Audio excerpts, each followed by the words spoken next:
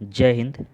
इस वीडियो में बिहार दरोगा 2213 का जो आज यानी 24 अप्रैल को मेंस का पेपर हुआ है उसका 100% सही उत्तर विद ओरिजिनल पेपर के साथ एनालिसिस कराने वाला हूं, जिससे आप अपना एक्चुअल में मार्क्स जान सकते हैं कि आपका एक्चुअल में मार्क्स कितना रहा है। और एट द लास्ट हम लोग कट ऑफ पे भी चर्चा करेंगे कि आखिर इसका कट ऑफ कितना जा सकता है।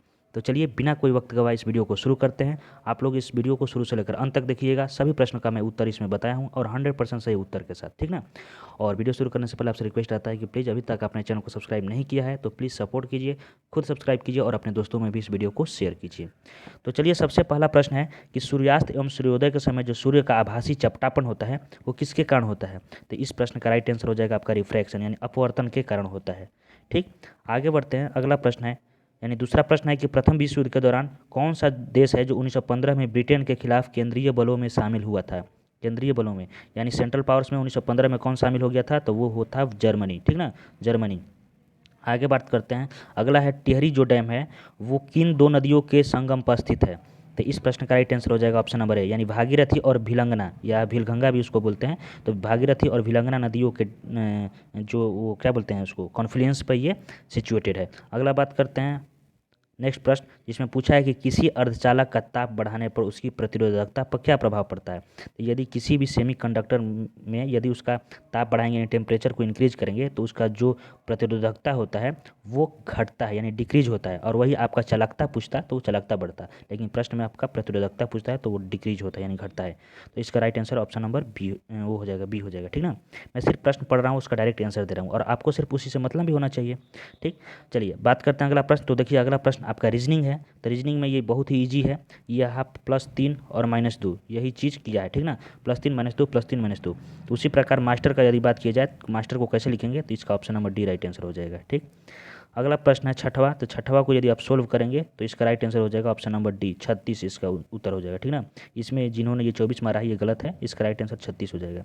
आगे बात करते हैं।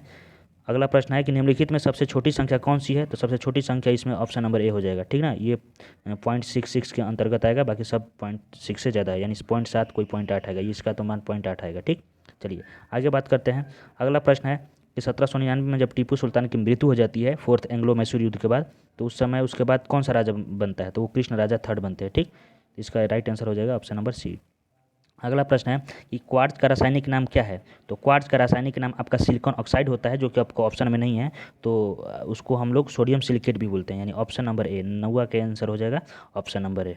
चलिए आगे बात करते हैं। अगला प्रश्न है कि प्रत्येक राज्य में राज्यसभा के लिए चुने जाने वाले सदस्यों की संख्या किस अनुसूची द्वारा निर्धारित की जाती है। तो यानी जो 10वां प्रश्न है इसका राइट आंसर हो जाएगा आपका चौथी अनुसूची यानी ऑप्शन नंबर बी। 10वां का ऑप्शन नंबर बी आंसर हो जाएगा, राइट। अगला प्रश्न है कि 540 के गुणनखड़ों की कुल संख्या क्या है। तो 540 को यदि आप गुणनखड़ करेंगे तो यदि गुणनखड़ों की कुल संख्या पूछ रहा है तो इसका अगर हल करेंगे तो राइट आंसर आपका आ रहा है ऑप्शन नंबर ए यानी 24, इसका राइट आंसर हो जाएगा। ठीक, मैं सबको हल किया हूँ उसके आधार पर मैं आपको बता रहा हूँ, ठीक ना। बाकी हल करने लगेंगे इस वीडियो में तो वीडियो लंबा हो जाएगा, जिसका कोई औचित्य नहीं बनता है। अब पूछ रहा है कि ये जो जालियांवाला बाग की घटना है ये कब हुआ था। तो ये आपको तो मालूम ही है कि जालियांवाला बाग का हत्याकांड है वो 1919 में घटित हुआ था। चलिए आगे बढ़ते हैं। अगला प्रश्न है 13वां कि बांग्लादेश एक स्वतंत्र राष्ट्र कब बना। तो ये भी आपको मालूम है कि ये 1971 में बांग्लादेश पाकिस्तान से अलग हुआ। चलिए आगे बढ़ते हैं। अगला प्रश्न है निम्नलिखित में किस में चांदी नहीं है। तो 14वां प्रश्न का उत्तर हो जाएगा जर्मन सिल्वर। जर्मन सिल्वर में चांदी नहीं होता यानी सिल्वर इसमें नहीं होता है। अगला है कि निम्नलिखित में कौन सा एंजाइम मानव शरीर में स्टार्च के पाचन से संबंधित है। ये भी वेरी इजी क्वेश्चन है, ये एमाइलेज हो जाएगा। एमाइलेज स्टार्च के पाचन से संबंधित है। ठीक, चलिए अगला प्रश्न है ये आपका मैथ है कि 25% छूट दिए जाने पर आज ने एक शर्ट खरीदा तथा 20 रुपये बचाया। छूट से पहले शर्ट का मूल्य क्या था। ये बहुत ही ईजी सवाल है, इसको आप हल करेंगे तो इसका राइट आंसर आपका ऑप्शन नंबर बी 80 रुपये आ जाएगा, ठीक ना। चलिए अगला बात करते हैं। अगला प्रश्न है ये आपका मैथ से ही है यानी 17वां प्रश्न। तो 17वां प्रश्न पूछ रहा है आपका कि tan थीटा बराबर क्या होता है, sin थीटा बराबर क्या होता है। तो इस प्रश्न का राइट उत्तर आपका हो जाएगा ऑप्शन नंबर सी, ठीक ना। ऑप्शन नंबर सी इसका राइट आंसर हो जाएगा यानी पहला का बी होगा।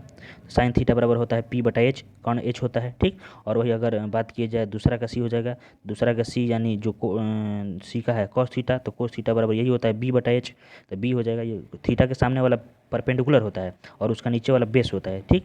और ये आपका हो जाएगा तीसरा का ए, तो तीसरा का यानी कोट थीटा के सामने वाला हो जाएगा पी हो जाएगा, और बटा में बी, तो पी बटा बी किसका होता है, ये टेन थीटा, यानी इसका option number C right answer हो जाएगा। ठीक, चलिए अगला बात करते हैं प्रश्न संख्या 18, जिसमें पूछा कि हमारे देश में जो कौन सी गेहूं की अर्धवामन तथा उच्च उत्पादन वाली किस्म है, तो ये भी अच्छा क्वेश्चन है और इस प्रश्न का आपका राइट आंसर होना चाहिए 18वां का बी यानी जाया। ठीक, अगला प्रश्न बात करते हैं कि जो इंटीग्रल कोच कारखाना है वो कहाँ स्थित है, तो ये भी बहुत ही हाईलाइटेड क्वेश्चन है, ये पेरम्बूर में, ठीक ना, पेरम्बूर में इंटीग्रल कोच कारखाना स्थित है। चलिए अगला प्रश्न प्रश्न संख्या 20, जिसमें पूछा है कि निम्नलिखित में कौन सा प्रधानमंत्री ने राज्य के मुख्यमंत्री के रूप में कार्य नहीं किया है, यानी ऐसा कौन सा प्रधानमंत्री है जो किसी भी राज्य के मुख्यमंत्री नहीं रहे हैं, तो वो है चंद्रशेखर। ठीक ना, चंद्रशेखर जी कभी भी किसी राज्य के मुख्यमंत्री नहीं बने हैं। अगला है कि क्लोरोजाइलिनॉल तथा टर्पिनॉल का मिश्रण किस रूप में कार्यरत है, ठीक ना, यानी mixture of chloroxylenol and terpineol acts as, तो इस प्रश्न का अगर राइट आंसर का बात की जाए तो ये हो जाएगा आपका एंटीसेप्टिक के रूप में काम करता है। अगला प्रश्न है कि पिता तथा पुत्र का आयु का अनुपात 3:1 है, उनकी आयु का गुणनफल 147 है, तो 5 वर्ष बाद उनकी आयु का गुणनफल क्या हो जाएगा, तो ये वेरी इजी है, अगर इसको आप सॉल्व करेंगे तो 3x² हो जाएगा, 3x² बराबर 147। यदि इसको हल कीजिएगा तो देखिए कितना होता है, 3 चौके 12 और 3 और 27, यानी x² बराबर 9, यानी x बराबर 9 आएगा। ठीक, 9 आएगा यानी एगो 27 होगा और एक होगा 9, यानी एक पिता की आयु 27 वर्ष हो जाएगा और पुत्र की आयु 9 वर्ष हो जाएगा, और 5 वर्ष बाद पूछ रहा है तो इसको अब आप हल करेंगे तो इसका राइट आंसर हो जाएगा 13:6, यानी ऑप्शन नंबर ए राइट इसका आंसर हो जाएगा। ठीक, चलिए आगे बात करते हैं। अगला प्रश्न है कि दूध को दही में परिवर्तित करने वाले बैक्टीरिया क्या है, तो ये भी वेरी इजी सवाल है। दूध को दही में परिवर्तित करने वाले बैक्टीरिया है आपका लैक्टिक एसिड दूध से दही में परिवर्तन होता है। अगला प्रश्न 24वां प्रश्न पूछ रहा है कि निम्नलिखित में कौन सा अनुवांशिक रूपांतरित खाद्य पादप है, तो इस प्रश्न का आपका राइट आंसर हो जाएगा गोल्डन राइस, यानी सुनहरा धान जो है आपका, इसका राइट आंसर हो जाएगा। आगे बात करते हैं कि 25वां आपका रीजनिंग है कि समीर ने कहा कि सारिका मेरी माता के पोते की पत्नी है। जो सारिका है वो मेरी माता के जो पोते हैं उसकी पत्नी है ना। सारिका किस प्रकार समीर से संबंधित है, तो इसका राइट आंसर हो जाएगा डॉटर इन लॉ, यानी 25वां का आपका राइट आंसर हो जाएगा पुत्र वधू। ठीक, चलिए आगे बात करते हैं। अगला प्रश्न है प्रश्न संख्या 26, इसको हम लोग देखते हैं। अगला प्रश्न है कि परमाणु रिएक्टर में ग्रेफाइट का प्रयोग किसके रूप में किया जाता है, तो ये भी आपका इजी सवाल है। इसका आपका ल्यूब्रिकेंट के रूप में यानी स्नेहक के रूप में इसका उपयोग किया जाता है। अगला प्रश्न है कि मध्य रेल मंडल का मुख्यालय कहाँ है, तो मध्य रेल मंडल का मुख्यालय मुंबई CST में है। ठीक ना, मुंबई CST में इसका मुख्यालय है। चलिए नेक्स्ट प्रश्न है आयरन की कमी से क्या होता है, तो ये वेरी इजी सवाल है। आयरन की कमी से आपका एनीमिया होता है, यानी ऑप्शन नंबर सी इसका राइट आंसर हो जाएगा। अगला प्रश्न है कि भूमध्य रेखा निम्नलिखित में किस देश के मध्य से नहीं गुजरती है, तो भूमध्य रेखा आपका किससे नहीं गुजरती है, तो आपका हो जाएगा भारत। 29 का आपका ऑप्शन नंबर सी, 29 का सी हो जाएगा, 29 का सी हो जाएगा। भूमध्य रेखा भारत से रेखा नहीं गुजरती है। अगला है भाखड़ा नागल बांध किस नदी पे, तो भाखड़ा नागल बांध आपका सतलज नदी पे। ठीक, ऑप्शन नंबर 20 का राइट आंसर हो जाएगा। जोग जलप्रपात कहाँ है, तो जोग जलप्रपात आपको मालूम है शरावती नदी पे। ठीक ना, इसको महात्मा गांधी जलप्रपात भी कहते हैं। अगला प्रश्न है कि जहानारा द्वारा लिखित शेख मुहिउद्दीन चिश्ती की जीवनी है, यानी जो शाहनारा लिखी थी शेख मुहिउद्दीन चिश्ती, उसका जीवनी क्या नाम है, तो ये भी वेरी इजी आपका सवाल है। इस प्रश्न का आपका राइट आंसर हो जाएगा, इस प्रश्न का राइट हो जाएगा आपका कस्ब उल महजूब। चलिए आगे बात करते हैं। प्रश्न संख्या 33। अगला प्रश्न है कि महात्मा गांधी ने असहयोग आंदोलन को कब वापस लिया था, तो ये लिया था आपका फरवरी 1922 में। ठीक ना, फरवरी 1922 यानी 12 फरवरी 1922 को चौरी हत्याकांड के बाद ले लिया था। ठीक, आगे बात करते हैं। 34वां नामदफा राष्ट्रीय उद्यान, ये भी इजी सवाल है, ये आपका अरुणाचल प्रदेश में, यानी ऑप्शन नंबर ए इसका राइट आंसर हो जाएगा। आप मिलाते चलिएगा कि आपका कितना राइट आंसर हो रहा है। ठीक ना, एक कॉपी लीजिएगा जिसमें कि सिर्फ आप अपना गलत लिखिएगा, कि जो आपका गलत हुआ था उसको लिखिएगा कि हाँ ये प्रश्न मेरा गलत हुआ है, जिससे कि आप सिर्फ गलत गिन पाए। आपका मैक्सिमम सही हो गया होगा, तो मैक्सिमम सही गिनने में आप मतलब इधर उधर काउंट हो जाता है, इसलिए हमेशा गलत गिना जाता है। ठीक ना, अगला है कि नक्शीदार कांच के निम्नलिखित में से किस अम्ल का उपयोग किया जाता है, तो ये 35वां प्रश्न है। तो 35वां प्रश्न का आपका राइट आंसर होना चाहिए, इसका आंसर होना चाहिए आपका डी। 35वां प्रश्न का आंसर होना चाहिए डी। ठीक ना, इसका आंसर होना चाहिए डी। ठीक, यहाँ मैंने शायद गलत बता दिया क्या, ये गलत हो गया। ठीक ना, ये जहानारा द्वारा ये मुनिश अल अरबा होगा, मुनिश अल अरबा। ठीक ना, राइट आंसर इसको देख लीजिएगा, ये सी नहीं होगा, ये मुनिश अल अरबा होगा। ठीक, चलिए आगे बात करते हैं। अगला प्रश्न है, ये हो गया था। अगला प्रश्न है कि किस संवैधानिक संशोधन अधिनियम के द्वारा राष्ट्रपति के लिए संवैधानिक संशोधन विधेयक पर सहमति देना अनिवार्य किया गया था, तो देखिए ये आपको मालूम होना चाहिए, ये आपका ऑप्शन नंबर ए हो जाएगा। 36वां का हो जाएगा ए, 24वां संविधान संशोधन द्वारा ऐसा कार्य हुआ था। चलिए नेक्स्ट प्रश्न, 37वां प्रश्न है कि सोन नदी का उद्गम स्थल कहाँ है? तो 37वां प्रश्न का उत्तर हो जाएगा आपका अमरकंटक के पहाड़ी से सोन नदी का उद्गम स्थल है। 38वां है आपका मैथ है, 38वां मैथ है, यदि आप इसको सॉल्व करेंगे तो ये भी अच्छा सवाल है, जिसका आंसर राइट आंसर हो जाएगा ऑप्शन नंबर डी 4.04%। 39वां है कि पूगा जो घाटी है वो कहाँ स्थित है? तो 39वां प्रश्न का उत्तर हो जाएगा आपका लद्दाख, लद्दाख में पूगा घाटी स्थित है। नेक्स्ट प्रश्न है कौन सा जनपद 6ठी एवं 4थी शताब्दी से पूर्व के मध्य सबसे शक्तिशाली महाजनपद बन गया था? तो इस प्रश्न का भी राइट आंसर हो जाएगा आपका, इजी सवाल है ये, मगध। ठीक ना। चलिए बात करते हैं, अगला है, अगला जो बंगाल में अमला है ये किसका अधिकारी होता था? तो बंगाल में जो अमला है ये आपका जमींदार का अधिकारी होता था। ठीक। जो मुर्रा नस्ल है, नेक्स्ट क्वेश्चन है, मुर्रा नस्ल किससे संबंधित है? तो ये भी आसान सवाल है, मुर्रा नस्ल भैंस की नस्ल है। चलिए ठीक। नेक्स्ट प्रश्न है कि 1940 में भारत आए जो कैबिनेट मिशन है लॉर्ड पैथिक लॉरेंस की अध्यक्षता में, उसमें कितने सदस्य थे? तो 43 का ऑप्शन हो जाएगा बी आंसर। ठीक ना, यानी 3 सदस्य थे। अगला प्रश्न है कि निम्नलिखित में कौन सा अकबर के काल का भूमि का वर्गीकरण नहीं है? तो इस प्रश्न का आपका राइट आंसर हो जाएगा जरीवा, यानी पड़ौती पोलज बंजर था, लेकिन जरीवा नाम का कोई भी नहीं था ऐसा चीज़। ठीक। अगला प्रश्न है कि जैन धर्म का 23वें तीर्थकर कौन थे? तो जैन धर्म का 23वें तीर्थकर का नाम पार्श्वनाथ था। वही ऋषभ देव का बात की जाए तो ऋषभ देव आपका पहले तीर्थकर थे, और महावीर स्वामी 24वें, और नेमिनाथ आपको बताना है कमेंट में कि नेमिनाथ कौन से नंबर के तीर्थकर थे। चलिए नेक्स्ट प्रश्न 46वां, सड़क सीमा संगठन बल यानी सड़क सीमा संगठन यानी BRO। तो BRO बहुत अच्छा चीज़ है, इसको भी आपको जानना चाहिए। इसकी स्थापना कब की गई थी? तो इसकी स्थापना आपको 1960 में किया गया था, यानी ऑप्शन नंबर 20 का राइट आंसर हो जाएगा। अगला प्रश्न है अंकलेश्वर स्थित है, ओंकालेश्वर, ये भी इजी सवाल है, ओंकालेश्वर आपका गुजरात में स्थित है। चलिए अगला प्रश्न है अवध राज्य का अंतिम शासक, तो अंतिम शासक अवध राज्य का कौन था? तो 48वां का आपका हो जाएगा वाजिद अली शाह, यानी ऑप्शन नंबर ए इसका राइट आंसर हो जाएगा। तो मैक्सिमम जो प्रश्न है वो इजी टू मॉडरेट है, आप इसको मतलब लेंदी नहीं कर सकते हैं, वास्ट नहीं कर सकते हैं, यहाँ पे इजी टू मॉडरेट प्रश्न पूछा गया है। ठीक ना, कुछ ऐसे प्रश्न हैं जो कि आपसे फेमिलियर ना हो, लेकिन मैक्सिमम प्रश्न आपको आना चाहिए। अगला प्रश्न है कि v वेग से गतिमान वस्तु की गतिज ऊर्जा क्या है? यदि वेग की प्रारंभिक वेग की 1/3 गुना घटा दिया जाए तो गतिज ऊर्जा पर क्या प्रभाव पड़ेगा? तो गतिज ऊर्जा पर क्या प्रभाव पड़ेगा? तो वो आपका ऑप्शन नंबर हो जाएगा बी, यानी k/9। ठीक ना, k/9 आपका हो जाएगा। ठीक, आपको मालूम ही होना चाहिए कि यदि वेग घट जाता है, गतिज ऊर्जा का फॉर्मूला क्या होता है? Half mv²। तो यदि 1/3 हो जाएगा तो 1/9 हो जाएगा ना। चलिए अगला प्रश्न है, अगला है ये कौन सा था, 50वां देखा जाए। ठीक ना, यहाँ थोड़ा सा गलत लग गया है PDF में, हम लोग सबसे पहले 50वां देखते हैं। देखिए 50वां प्रश्न है कि भिलाई, दुर्गापुर और राउरकेला में इस्पात संयंत्रों का निर्माण किस पंचवर्षीय योजना के तहत हुआ था? तो ये द्वितीय पंचवर्षीय योजना, ठीक ना, द्वितीय पंचवर्षीय योजना के तहत यहाँ पर स्टील प्लांट लगाए गए थे। चलिए अगला प्रश्न है 51वां प्रश्न है कि निम्नलिखित में कौन सी धातु केवल पराबैंगनी तरंगों की प्रतिक्रिया पर अपने पृष्ठ से इलेक्ट्रॉन उत्सर्जित करती है? तो ये आपका हो जाएगा जिंक, यानी ऑप्शन नंबर सी इसका राइट आंसर हो जाएगा जिंक।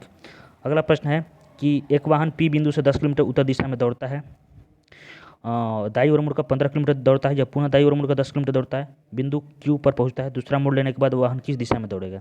तो इस प्रश्न का यदि आप इसको सॉल्व करेंगे, बहुत ईजी सवाल है, तो इस प्रश्न का आपका उत्तर हो जाएगा आपका ऑप्शन नंबर डी, यानी दक्षिण दिशा में। ठीक। चलिए उसके बाद बात करते हैं, ये 53 हो गया, 52 हो गया। 53वां अगर प्रश्न को देखेंगे तो 53वां आपका प्रश्न पूछ रहा है, इस प्रश्न का राइट आपका आंसर हो जाएगा ऑप्शन नंबर डी 6। ठीक। चलिए आगे बात करते हैं, अगला प्रश्न है आपका सर्वसमीकाओं को ध्यान में रखते हुए सही विकल्प को चुनिए, तो इसमें कौन सा सही है? तो इस प्रश्न का आपका राइट आंसर हो जाएगा, देख लीजिए कौन सा सही है। sin square plus theta plus cos square theta plus 1 होता है, ये सही है। ये आपका दूसर का tan square minus sec square नहीं होता, ये sec square minus tan square होता है, तो यानी दूसर का गलत है। कॉसेक माइनस कॉट ये सही है, यानी 1 और 3 सही है, और 1 और 3 सही है, लेकिन यहाँ पे ऑप्शन नंबर 20 का राइट आंसर हो जाएगा 1 और 3 सही है। ठीक। चलिए बात करते हैं अगला नेक्स्ट प्रश्न देखते हैं क्या है। यानी ये कौन सा था, 54वां था, 53वां मैंने बता ही दिया। 55वां अगर देखिए, नामेरी टाइगर रिजर्व भारत के किस राज्य में स्थित है? नामेरी टाइगर रिजर्व, तो इस प्रश्न का राइट आंसर आपका हो जाएगा नामेरी, आपका कहाँ है? असम में है। ठीक ना, इसका राइट आंसर हो जाएगा आपका ए। चलिए अगला बात करते हैं, अगला प्रश्न है कि निम्नलिखित शब्दों को एक तार्किक क्रम में व्यवस्थित कीजिए। तो इस प्रश्न का अगर आप राइट आंसर की बात कीजिएगा तो सबसे पहले आपको क्या होगा, रोग होगा, यानी 4 होगा। उसके बाद आप कहाँ जाएंगे, तो आप अस्पताल में जाएंगे, यानी 4 के बाद 1 होगा। उसके बाद अस्पताल में जाकर आपको भर्ती कराया जाएगा, तो यानी 4 1 3 होगा। उसके बाद उपचार होगा, और उसके बाद निदान हो जाएगा, यानी 4 1 3 2 5, यानी ऑप्शन नंबर 20 का राइट आंसर हो जाएगा। चलिए अगला प्रश्न है अगला प्रश्न है कि भारत में मीठे पानी की सबसे बड़ी झील, तो मीठे पानी की सबसे बड़ी झील आपका वुलर, जो कि जम्मू कश्मीर में है। अगला प्रश्न है कि लोकसभा में विपक्ष का नेता बनने के लिए कम से कम सदन की कुल सीटों का, तो सदन की कुल सीटों का 1/10 होना चाहिए, यानी ऑप्शन नंबर डी इसका राइट आंसर हो जाएगा। नेक्स्ट प्रश्न है आपका 59वां, जिसमें पूछा है कि एक आर्द्र नम दिन की सुबह यदि एक कोमल तने वाले पदपों को उसके तने के आधार से एक तेज ब्लेड को क्षैतिज रूप से काटते हैं तो तने के कटे स्थान से विलयन की बूंदें रिसकर निकलने लगती है, यदि यह इस कारण को क्या कहते हैं, ठीक ना। तो इस कारण को हम लोग क्या कहते हैं, तो इस कारण को हम लोग कहते हैं बिंदु श्रावण, ठीक है, यानी इसको कहते हैं बिंदु श्रावण, यानी ऑप्शन नंबर इसका राइट आंसर हो जाएगा। अगला है सल्तनत काल के दौरान दीवाने अर्ज विभाग किससे संबंधित है, तो दीवाने अर्ज आपका बलबन जो चलाया था वो आपका सैन्य से संबंधित था, ठीक ना, यानी मिलिट्री से संबंधित है, यानी ऑप्शन नंबर 20 का राइट आंसर हो जाएगा। अगला प्रश्न है पीटी द्वीपपक्षीय अभ्यारण्य स्थित है, तो पीटी जो द्वीपपक्षीय अभ्यारण्य है वो लक्षद्वीप में है, यानी ऑप्शन नंबर डी इसका राइट आंसर हो जाएगा। गाइस थोड़ा मैं जल्दी बोल रहा हूँ और इसका कारण भी है कि आपको सिर्फ आंसर जानना है, ठीक ना, वीडियो लंबा ना हो, ड्यूरेशन उसका लंबा ना हो, इसलिए मैं थोड़ा जल्दी जल्दी बोल रहा हूँ। आई होप इस बात को आप समझ रहे होंगे, ठीक है। बाकी इसको मैं धीरे धीरे भी बोल सकता था, लेकिन वीडियो का ड्यूरेशन लंबा हो जाता है और आपका समय भी ज़्यादा चला जाता है, जिसके कि कोई मतलब औचित्य नहीं होता है, ठीक। अगला प्रश्न है आपका प्रश्न संख्या 62वां, जिसमें पूछा है कि वर्ल्ड इकोनॉमिक आउटलुक का प्रकाशन निम्नलिखित में किस संस्थान द्वारा किया जाता है, तो ये आपका राइट आंसर हो जाएगा अंतर्राष्ट्रीय मुद्रा कोष, यानी ऑप्शन नंबर सी इसका राइट आंसर हो जाएगा। अगला प्रश्न है कि वह क्रिया जिसमें एक आर्किड अधिपादप की तरह एक वृक्ष पर आता है वह क्या कहलाता है, ठीक ना, तो ये भी अच्छा प्रश्न है, इसका हो जाता है सहभोजिता, ठीक ना, सहभोजिता इसका right answer option number B हो जाएगा। नेक्स्ट प्रश्न 64 है कि प्राचीन भारत में जंगलवासी किस नाम से जाने जाते थे, तो प्राचीन भारत में जो जंगलवासी वो निषाद के नाम से जाना जाते थे, ठीक ना, निषाद के नाम से, यानी ऑप्शन नंबर सी इसका राइट आंसर हो जाएगा। नेक्स्ट प्रश्न है कि भारत के निम्नलिखित राज्यों में किसमें देवसा पास यानी देवसा दर्रा किसमें पाया जाता है, तो ये भी आपको इजी प्रश्न है, ये अरुणाचल प्रदेश में देवसा आपका पासेस पाया जाता है। चलिए नेक्स्ट प्रश्न है 66, जिसमें पूछा है कि किस पादप के परागकण एलर्जी कारक हैं, ठीक ना, किस पादप के परागकण जो एलर्जी कारक हैं, तो इस प्रश्न का आपका राइट आंसर हो जाएगा आपका पार्थेनियम, यानी ऑप्शन नंबर 20 का राइट आंसर हो जाएगा। चलिए नेक्स्ट प्रश्न है प्रश्न संख्या 67, जिसमें पूछा है कि निम्नलिखित में कौन सा जाइलम का भाग नहीं है, तो जाइलम का भाग आपका कौन सा नहीं है, तो वो चालनी नालिका हो जाएगा, ठीक ना, चालनी नालिका यानी सीव ट्यूब्स, यो जो कि जाइलम का भाग नहीं है। चलिए अगला प्रश्न है कि निम्नलिखित में कौन सा क्षेत्र भारत का जैव विविधता हॉटस्पॉट का प्रतिनिधित्व करता है, तो इस प्रश्न का राइट आंसर आपका हो जाएगा पश्चिमी घाट, यानी ऑप्शन नंबर डी पश्चिमी घाट हो जाएगा। नेक्स्ट प्रश्न है कि कैप्रोलैक्टम का उपयोग किसके निर्माण के लिए किया जाता है, तो कैप्रोलैक्टम का उपयोग आपका नाइलॉन 6 के निर्माण के लिए किया जाता है। चलिए नेक्स्ट प्रश्न 17वां इधर छूट गया था, ठीक ना, पीडीएफ में थोड़ा सा इधर से उधर हो गया है, चलिए कोई दिक्कत नहीं है, कहा था 17वां प्रश्न जी, हम लोग सभी प्रश्नों को अच्छे से हल कर लेंगे। 70 देखते हैं 17वां प्रश्न का है, यह है, ठीक। चलिए अगला है कि स्वेथलिंग कप किस खेल से संबंधित है, तो स्वेथलिंग कप आपको मालूम है कि स्वेथलिंग कप आपका संबंधित है टेबल टेनिस से, यानी 17वां प्रश्न का आपका राइट आंसर हो जाएगा डी। चलिए नेक्स्ट प्रश्न है हस्तिनापुर का उत्खनन, तो ये 1950 से 52 के बीच में हस्तिनापुर का उत्खनन हुआ था। नेक्स्ट प्रश्न है कि ये जो मायोपिया है इसको कैसे ठीक किया जाता है, तो मायोपिया को अवतल लेंस के सहायता से ठीक किया जाता है। नेक्स्ट प्रश्न है, ये प्रश्न आपका मैथ का क्वेश्चन है, ये भी इजी है, इस प्रश्न का आपका राइट आंसर हो जाएगा बी 4 बार, ठीक। चलिए नेक्स्ट प्रश्न 74वां, जिसमें पूछा है कि कौन सा वस्तु हड़प्पा अवस्था से प्राप्त नहीं हुआ है, तो ये आपका राइट आंसर इसका होना चाहिए इसका राइट आंसर होना चाहिए आपका गहना, ठीक ना, यानी गहना जो है वो प्राप्त नहीं हुआ है, यानी ऑप्शन नंबर 20 का राइट आंसर होना चाहिए। नेक्स्ट प्रश्न है कि निम्न श्रेणियों में कौन सा पश्चिमी घाट का भाग नहीं है, तो पश्चिमी घाट का आपका कॉमेट भाग नहीं है, ये कॉमेट नामचा बरवा ये सब अरुणाचल प्रदेश में पाया जाता है। अगला प्रश्न है कि किस वर्ष में केंद्र सरकार ने रेल बजट को आम बजट में साथ मिला दिया, तो ये शिवरमन समिति है 2016 के उसके आधार पर ये 2017 में आम में मिला दिया जाता है, ये 2016 में समिति थी, ठीक ना, लेकिन 2017 में ये मिला दिया जाता है, यानी इसका राइट आंसर की बात कीजिए तो ऑप्शन नंबर डी इसका राइट आंसर हो जाएगा। चलिए नेक्स्ट प्रश्न है कि कृष्णदेवराय ने अपनी माता के नाम पर विजयनगर के समीप किस उपनगर की स्थापना की थी, तो ये भी इजी सवाल है, इसका आंसर हो जाएगा नगलपुरम की स्थापना किया था कृष्णदेवराय ने अपनी माता के नाम पर। देखिए इस प्रश्न का राइट उत्तर का अगर बात की जाए तो इस प्रश्न का राइट उत्तर आपको होना चाहिए, पूछ रहा है कि एक गैस CO के साथ तो क्रिया करती है परंतु NaSCO3 के साथ नहीं, तो वो आपका क्लोरीन हो जाएगा, क्या हो जाएगा क्लोरीन, यानी ऑप्शन नंबर इसका बी राइट आंसर हो जाएगा 78वां का, ठीक। चलिए अब आते हैं हम लोग नेक्स्ट प्रश्न 29, जो कि यहाँ छूट गया था, कहा गया जी 29 ससुरा इधर का उधर हो गया है,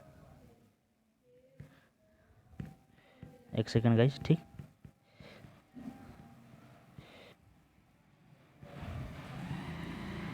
ये रहा, ठीक ना। चलिए 79वां सवाल है, ये आपका लुप्त संख्या ज्ञात यानी मिसिंग नंबर ज्ञात करना है इसको। तो यदि इस प्रश्न का आप राइट आंसर देखेंगे तो इस प्रश्न का राइट आंसर आपका ऑप्शन नंबर बी हो जाएगा, ठीक ना। चलिए ठीक, अगला प्रश्न है प्रश्न संख्या 80। तो ये आपका रीजनिंग का सवाल है और ये भी बहुत ईजी सवाल है। इस प्रश्न का आपका राइट आंसर हो जाएगा, अगर इसका बात किया जाए तो ये हो जाएगा, इसका राइट आंसर हो जाना चाहिए आपको ये ऑप्शन नंबर सी, ठीक ना। 80वां प्रश्न का आपका option number C right answer हो जाएगा। अगला प्रश्न है कि जो कैग है इनको हटाने की प्रक्रिया किसके समान है। तो कैग कैसे हटते हैं, तो जैसे कि जो उच्चतम न्यायालय यानी जो सुप्रीम कोर्ट के न्यायाधीश है उसी की तरह इनको भी हटाया जा सकता है। चलिए, यानी जो महाभियोग की प्रक्रिया द्वारा, ठीक ना। अगला प्रश्न है 82वां प्रश्न। तो 82वां प्रश्न आपका सेरिकल्चर है। सेरिकल्चर आपका सिल्क से संबंधित है यानी रेशम से संबंधित है। चलिए 83वां प्रश्न है। 83वां है कि निम्नलिखित में कौन सा विश्व की सबसे हानिकारक जलीय खरपतवार है। तो सबसे हानिकारक जलीय खरपतवार कौन सा है, तो ये आपका हो जाएगा आइकोर्निया, ठीक ना। आइकोर्निया इसको बोलते हैं, आइकोर्निया आपका सबसे वो है हानिकारक जलीय खरपतवार है। अगला प्रश्न है कि निम्न में कौन सा देश सार्क का सदस्य नहीं है। तो सार्क में आपको मालूम होना चाहिए कि 8 देश आते हैं, जिसमें कि ईरान नहीं है, जिसमें कि भारत, पाकिस्तान, अफगानिस्तान, आपका मालदीव, नेपाल, भूटान, बांग्लादेश, यही सब मतलब सार्क का सदस्य है, ठीक। नेक्स्ट प्रश्न की अगर बात की जाए, अगला प्रश्न है कि किस मुगल सम्राट के शासनकाल में मुगल दरबार में चाहर, तस्लीम और जमीन बोस लागू किए गए थे। तो इस प्रश्न का आपका राइट आंसर हो जाना चाहिए ऑप्शन नंबर सी यानी शाहजहाँ के शासनकाल में इसका राइट आंसर हो जाएगा। अगला प्रश्न है कि बौद्ध धर्म में उपदेश देने वाली किस भाषा का प्रयोग किया जाता था। तो बौद्ध धर्म में आपको पाली भाषा का प्रयोग किया जाता था, यानी ऑप्शन नंबर इसका राइट आंसर हो जाएगा। अगला है कि 14 घंटा एक दिन का कितना भाग है। तो एक दिन में आपका मालूम है 24 घंटा होता है, इसका पूछा है कितना भाग है 14। तो x बराबर 14/24 हो जाएगा, यानी 7/12 इसका राइट आंसर हो जाएगा, यानी ऑप्शन नंबर इसका राइट आंसर हो जाएगा बी, 87वां का बी, ठीक। चलिए नेक्स्ट प्रश्न हो जाएगा आपका 88वां प्रश्न। तो हम लोग आते हैं नेक्स्ट प्रश्न संख्या 88 में। वो कहा गया उसको हम लोग देखते हैं। थोड़ा सा गाइस इधर उधर हो गया है जिससे कि थोड़ा सा दिक्कत हो रहा है। ये रहा आपका 88वां।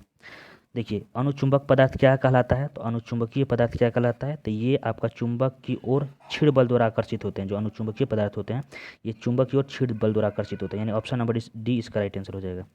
अगला प्रश्न है कि किस मौर्य स्तंभ के शीर्ष पर एक विशाल हाथी स्थापित है। तो ये लौरिया नंदनगढ़ स्तंभ, ऑप्शन नंबर 20 का राइट आंसर हो जाएगा। अगला प्रश्न है प्रश्न संख्या 90 कि ये जो साइलेंट स्प्रिंग है इसके लेखक कौन है। तो ये रसेल कार्सन है, यानी 90वां प्रश्न का ऑप्शन नंबर 20 का राइट आंसर हो जाएगा, ठीक। चलिए अगला बात करते हैं प्रश्न संख्या 91वां प्रश्न है कि जब 7/7 को 4 से विभाजित किया जाता है तो शेषफल क्या आता है। तो यानी 7 को अगर 4 से विभाजित करेंगे तो आपका आंसर क्या आएगा, इसका शेषफल तो 3 आएगा, ठीक ना। आप इसको हल कर सकते हैं। इसको हल करने के लिए आप 6 से भाग दे दीजिए। तो 6 से भाग देंगे तो शेषफल 1 आएगा, तो यानी 7 सिर्फ बचेगा और बटा में 4 बचेगा, और 4 से 7 से भाग देंगे तो इसका शेषफल 3 आएगा, ठीक। चलिए अगला प्रश्न है प्रश्न संख्या 92 है, यानी 92वां है। तिलैया बांध किस नदी पर है। तो तिलैया बांध आपको मालूम है कि ये बराकर नदी पर, यानी 92वां प्रश्न का option number A right answer हो जाएगा। अगला प्रश्न है कि किस एक्ट के द्वारा भारत में ईस्ट इंडिया कंपनी का व्यापारिक अधिकार समाप्त कर दिया गया। तो व्यापारिक अधिकार जो है वो किस एक्ट के तहत समाप्त कर दिया गया। तो इस प्रश्न का आपका राइट आंसर हो जाएगा चार्टर एक्ट 1813 एक्ट के तहत व्यापारिक अधिकार समाप्त कर दिया गया। अगला प्रश्न है कि ये रीजनिंग का प्रश्न है कि इसमें राइट इसका आंसर क्या होना चाहिए। तो इस प्रश्न का यदि आप राइट आंसर का बात कीजिए, यदि इसको हल करेंगे तो इसका राइट आंसर हो जाएगा आपका ऑप्शन नंबर बी, 94वां का, ठीक। नेक्स्ट प्रश्न है कोडरमा है वो किसके लिए जाना जाता है। तो ये भी इजी सवाल है। ये आपका कोडरमा जो है अवरक के लिए जाना जाता है, यानी माइका के लिए, ठीक। नेक्स्ट प्रश्न अगर बात की जाए 96वां प्रश्न है आपका ये क्या बोलते हैं मिलान करने वाला है। कौन सा संविधान संशोधन किससे संबंधित है। तो आपको मालूम होना चाहिए जो 101वां संविधान संशोधन है वो आपको जीएसटी से संबंधित है, ठीक ना। यानी 101वां तो जीएसटी से हो गया। उसके बाद 102वां का अगर बात किया जाए तो 102वां आपका राष्ट्रीय जो पिछड़ा वर्ग यानी ओबीसी आयोग के संबंधित है। 103वां तो आपको मालूम होना चाहिए कि 103वां आपका हो जाएगा जो 10% ईडब्ल्यूएस का आरक्षण मिला है उससे संबंधित है। और बाकी 104वां जो है वो आपको 2030 तक जो सीट बढ़ा है एससी एसटी का और साथ ही साथ एंग्लो इंडियन समाप्त हुआ है उससे संबंधित है। यानी इस प्रश्न का यदि इसका राइट आंसर का बात की जाए तो 96वां का आंसर हो जाएगा ऑप्शन नंबर बी, ठीक। चलिए अगला प्रश्न है 97वां, जिसमें पूछा है कि कौन सा कथन प्रत्यावर्ती धारा के लिए सही नहीं है। तो इस प्रश्न का राइट आंसर हो जाना चाहिए 97वां का आपका ईट हैज़ अ कांस्टेंट वैल्यू, ये गलत है, यानी ऑप्शन नंबर सी इसका राइट आंसर हो जाएगा, ठीक ना। चलिए नेक्स्ट प्रश्न है प्रश्न संख्या 98, ये भी मैथ का प्रश्न है। तो इस प्रश्न को यदि आप हल करेंगे तो इस प्रश्न का आपका राइट आंसर हो जाना चाहिए, इसको मैंने हल किया था तो इस प्रश्न का राइट आपका हो जाना चाहिए ऑप्शन नंबर आई थिंक ए इसका राइट आंसर होगा, ठीक ना। 4890। चलिए नेक्स्ट बात करते हैं प्रश्न संख्या 99वां। 99वां प्रश्न का यदि बात की जाए तो पूछ रहा है महात्मा गांधी की जीवनी का लेखक कौन है। तो ये बहुत इजी सवाल है जो कि डी.जी. तेंदुलकर द्वारा महात्मा गांधी की जीवनी लिखा गया था। चलिए अगला प्रश्न है regur soils are also known as, यानी जो रेगुर मिट्टी है इसको क्या किस नाम से जाना जाता है। तो ये मालूम ही है कि काली मिट्टियों को रेगुर मिट्टियों के नाम से भी जाना जाता है। तो आई होप आप 1 से लेकर 100 तक के सभी प्रश्नों का आंसर जान गए होंगे। लगभग 100% मैंने यहाँ पर सही प्रश्नों का सही उत्तर देने का कोशिश किया हूँ। 1-2% टॉलरेंस हो सकता है कि 1-2 प्रश्नों का उत्तर मैंने मतलब गलती से गलती बता दिया होगा, लेकिन उससे कोई दिक्कत नहीं है। यदि किसी भी प्रश्न का उत्तर यदि मैंने गलत बताया होगा तो आपको कमेंट कर देना है। बाकी सेफ स्कोर के बारे में बात की जाए कि इसका सेफ स्कोर कितना हो सकता है, तो यदि जनरल कैटेगरी से आप बिलोंग करते हैं तो यदि आप 75+ सही किए होंगे इस पेपर में तो फिर आपका रिजल्ट हर हाल में हो जाएगा। बाकी आपका कितना मार्क्स आ रहा है इस पे जो मैं एनालिसिस कराया हूँ इसके अनुसार आपको कमेंट में करना है। उसके बाद मैं 100% सटीक प्रेडिक्ट करूँगा। और अब तक मैंने जितने भी कटअप के ऊपर वीडियो बनाया है, जितने भी एग्जाम का कटअप बताया है या किसी भी, अभी यही देख लीजिए इसका प्री का एग्जाम का मैंने जो कटअप बताया था पॉइंट में जो बताया था वही गया। तो प्रेडिक्शन बहुत ही सटीक मेरा होता है। तो इसलिए आपसे प्लीज़ रिक्वेस्ट है कि आप अपना मार्क्स, ओरिजिनल मार्क्स आपका इस आंसर के अनुसार कितना आ रहा है कमेंट जरूर कीजिएगा। उसके बाद मैं कटअप पे वीडियो बनाऊंगा जिसके अनुसार मैं आपको जो कटअप बताऊंगा आपको लगभग वही कटअप देखने को मिलेगा। तो बस यही बताना था। अब मैं यहाँ पे सेफ स्कोर के बारे में बात कर रहा हूँ। यदि जनरल कैटेगरी से या फिर किसी भी कैटेगरी से यदि आप 75+ स्कोर कर रहे हैं, और अगर लड़कियों की बात की जाए 65+ स्कोर कर रही हैं लड़कियाँ, तो फिर उनका रिजल्ट हर हाल में हो जाएगा। बाकी कटअप पे अलग से मैं वीडियो जरूर लाऊंगा। तो बस यही बताना था। वीडियो को लाइक कर दीजिएगा और अभी तक अपने चैनल को सब्सक्राइब नहीं किया तो चैनल को सब्सक्राइब कीजिए और इस वीडियो को ज़्यादा से ज़्यादा अपने दोस्तों में शेयर कीजिए। तो मिलते हैं नेक्स्ट वीडियो में, तब तक के लिए जय हिंद।